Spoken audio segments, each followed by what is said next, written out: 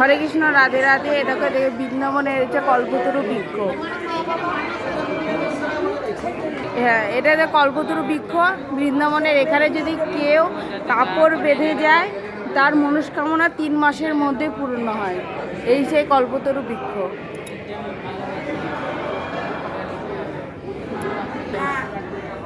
তো এই দেখো, এইটা সে কল্পতরু বৃক্ষ। এর চারিদিকে যদি প্রদক্ষিণ করা হয় তাহলে তার মনোবাসনা পূর্ণ হবে। এটা খুব পুণ্যের ফল লাভ হয়।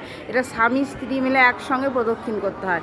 তো চলো আমরা এরকম আমি সোনাকার একসঙ্গে প্রদক্ষিণ করছি এই কল্পতরু বৃক্ষকে।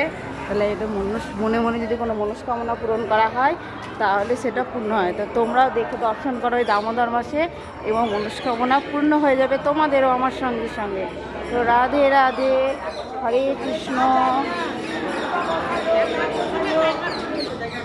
আর একটু পা পড়ছে, একটু পা